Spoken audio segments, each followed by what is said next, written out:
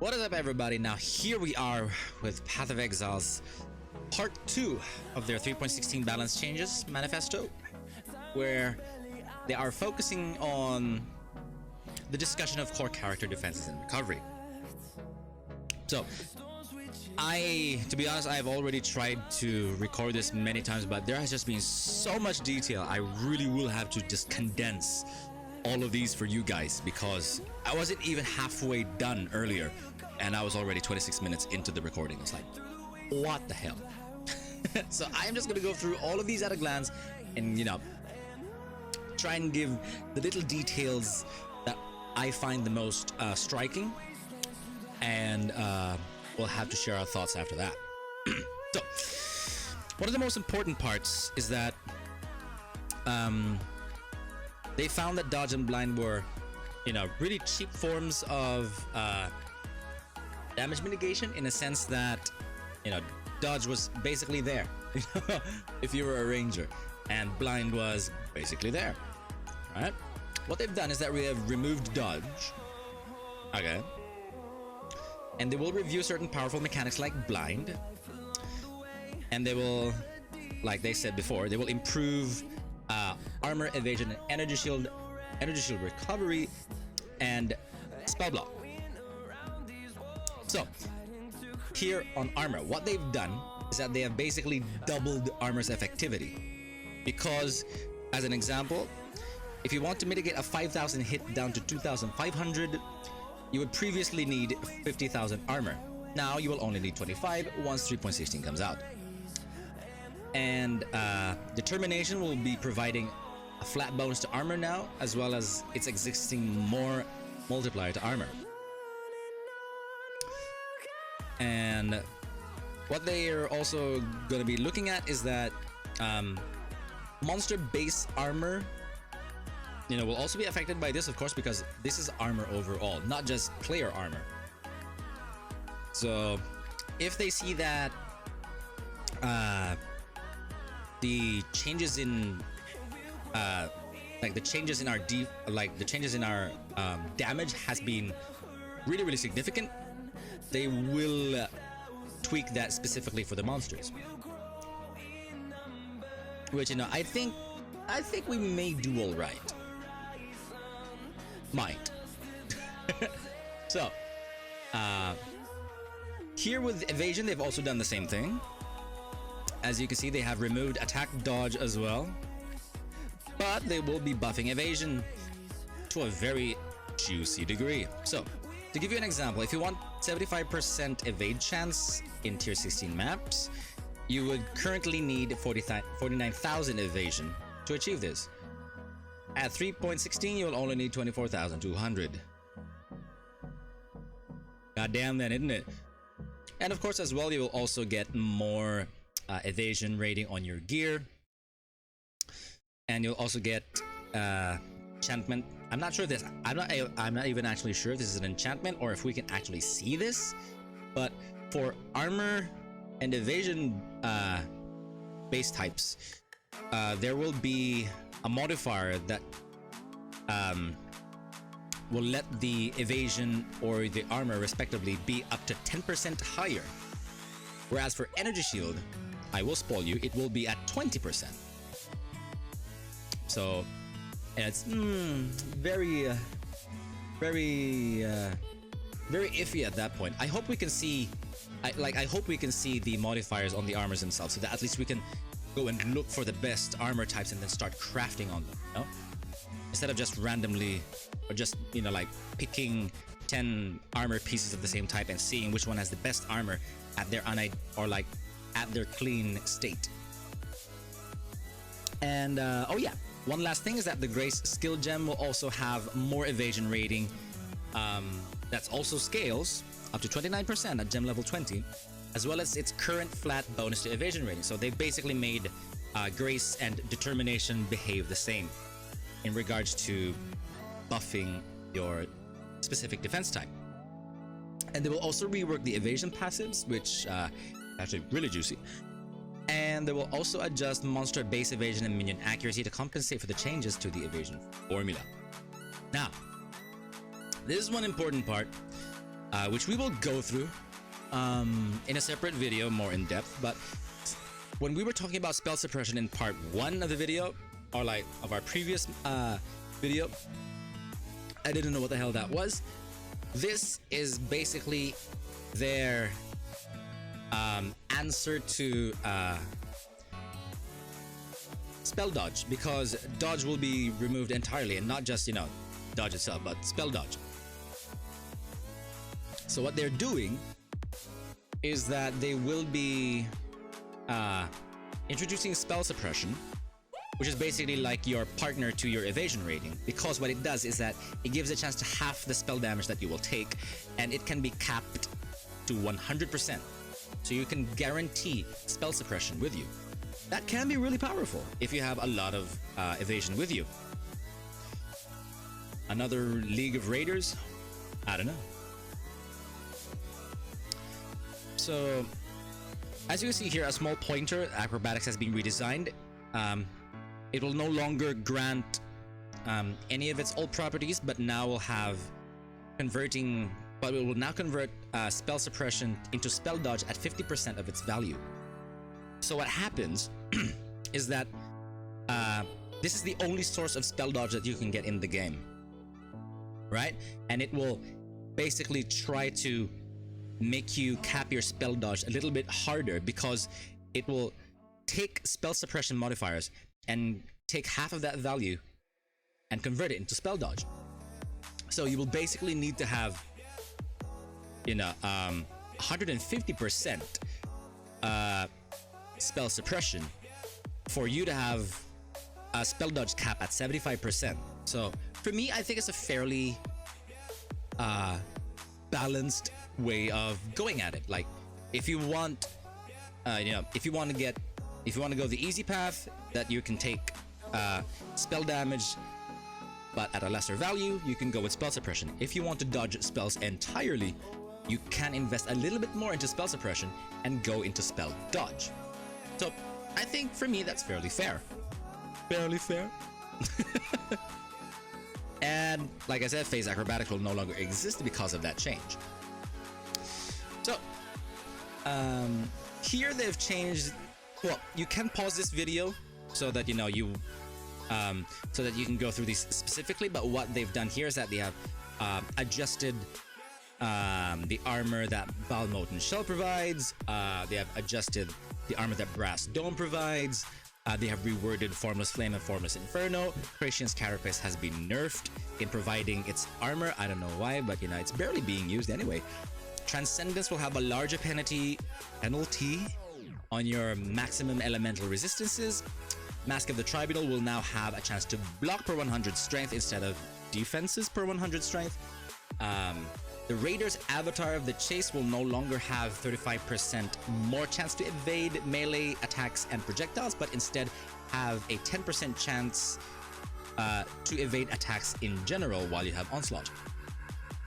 And the Snowblind Grace in the Perfect Form will now have, well, basically have reworded their evasion rating. And Willow Gift, this is an important part though, Willow Gift will no longer grant 45 buffs you create, instead grant 30% more evasion rating. Instead, it now grants 4% chance to suppress spell damage per fortification. Whether or not Fortify is going to be stacking now, we don't know. But that is a very, very ominous way of wording it, right? Per fortification. So anyway, that's what it does as well. They will remove the less damage taken from fortification, and existing items will have to be used with a Divine Orb for you to get the new modifier. Next part, you will get maximum. You will have some maximum elemental resistances to areas of the passive tree that also have armor, so that's a great way of rounding out your character easier. And the Veiled modifier here that has increased quality has been cut a little bit, and the energy from Naught has been nerfed. As you can see here, it's now granting 60 flat energy shield from 100, And the Veiled Crafted modifier that added quality and strength, dex, and intelligence will no longer grant quality and instead will give you avoid ignite, avoid freeze, or avoid shock depending on the attribute.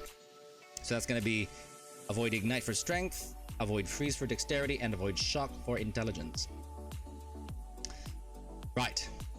Now, energy shield, they have basically buffed energy shield as well. As you can see, the energy shield can now recharge at a base amount of 33% per second. So it's basically, instead of regenerating 1/5 of your total energy shield amount, you are now regenerating 1/3 of it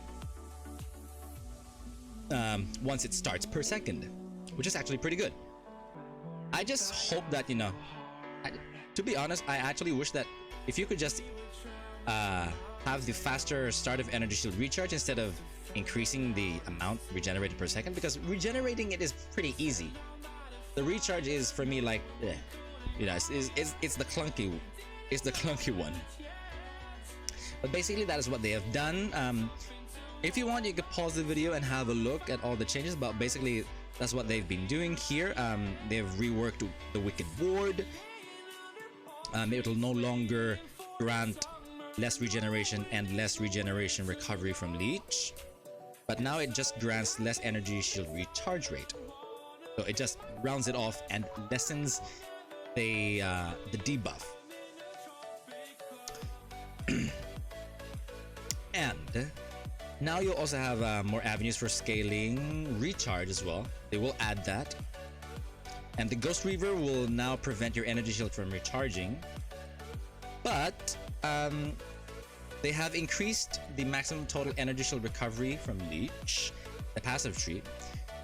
So energy shield Leech will now be stronger with investment. I hope to see a little bit more buffs as well to energy shield Leech support, because, you know, I mean, for me, that's the only way, or like the best way for you to maximize all of that, right?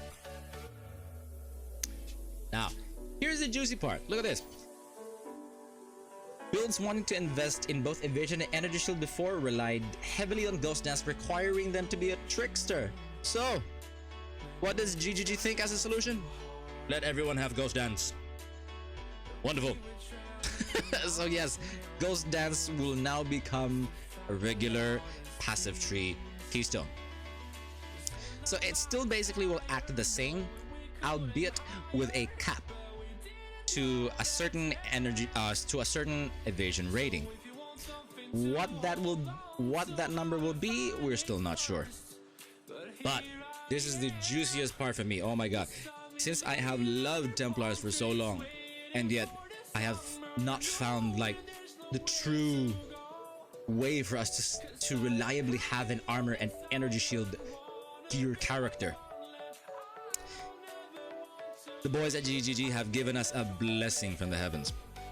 They will add a new passive skill, or they will add a new keystone passive called the Divine Shield.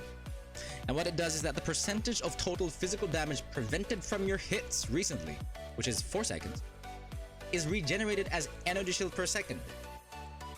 And you cannot recover energy shield to above armor, which means that, you know, there will also be a cap. So this is basically like a mix of damage taken recouped as life, but for energy shield, and adding a little bit of that Ghost Dance mechanics because you have a cap for your armor.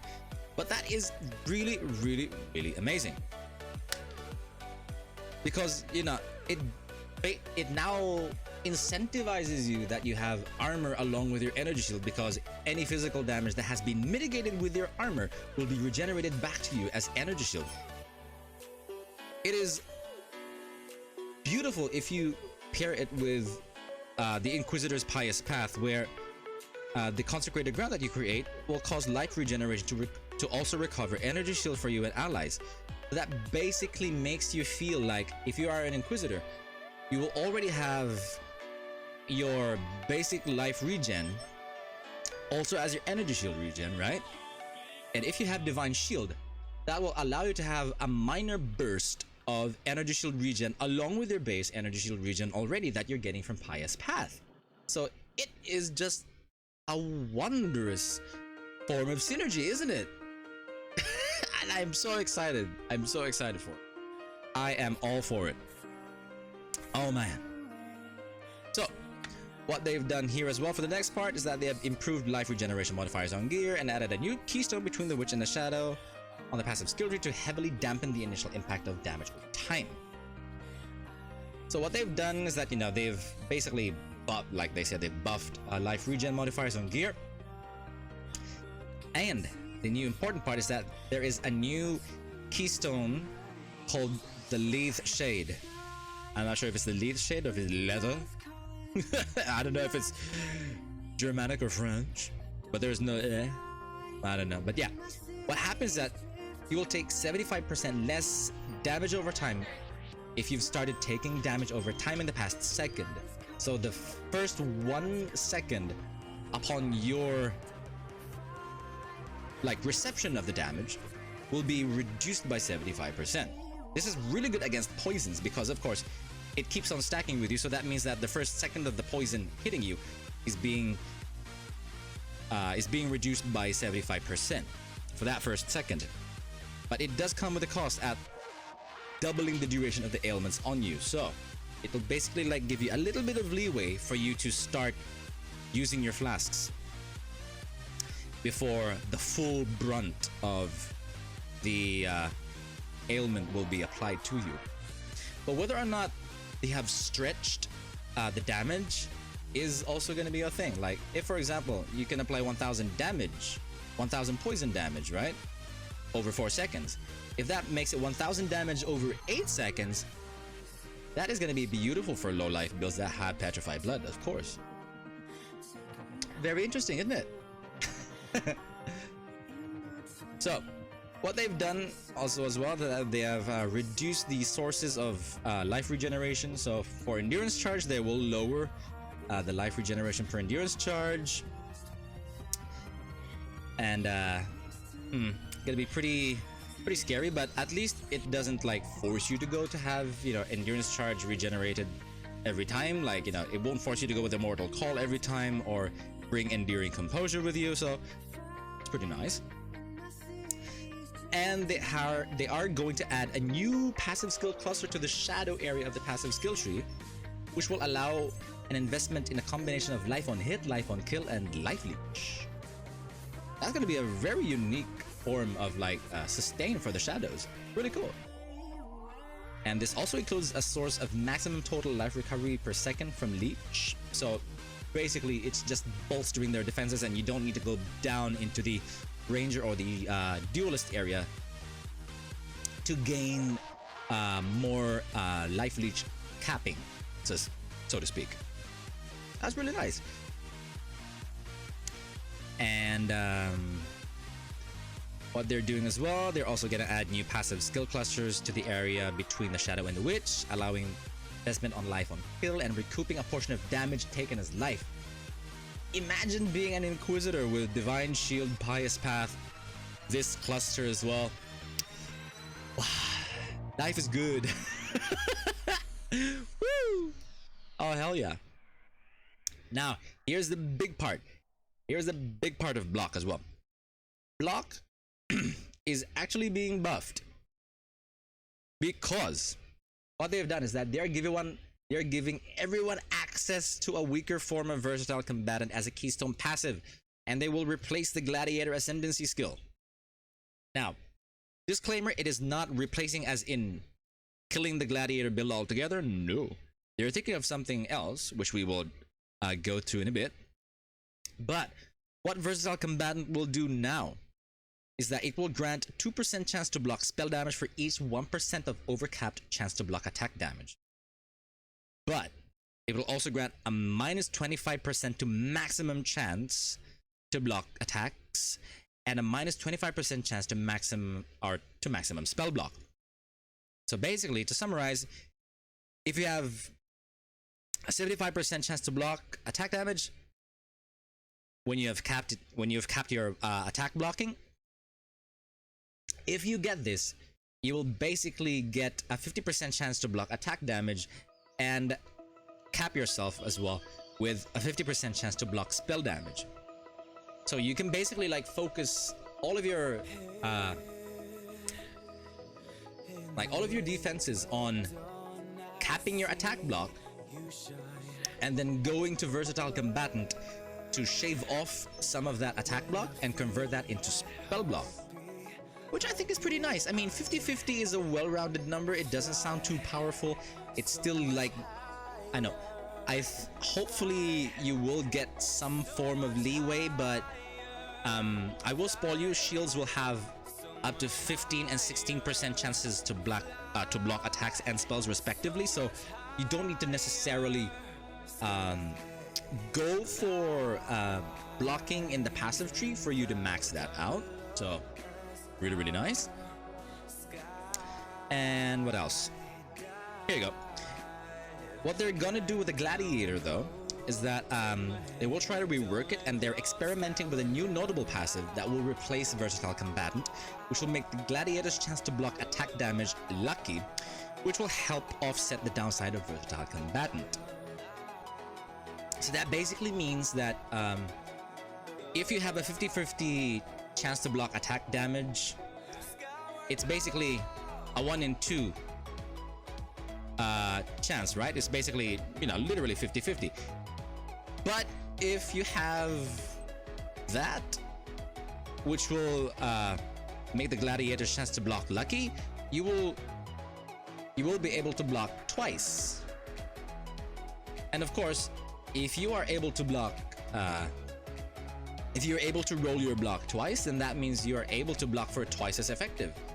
So with 50-50, it's basically still back to the capping that you have with the old Versatile Combatant. So for me, that's really nice. Gladiators can still be OP and everyone else can have a lot of block. Beautiful.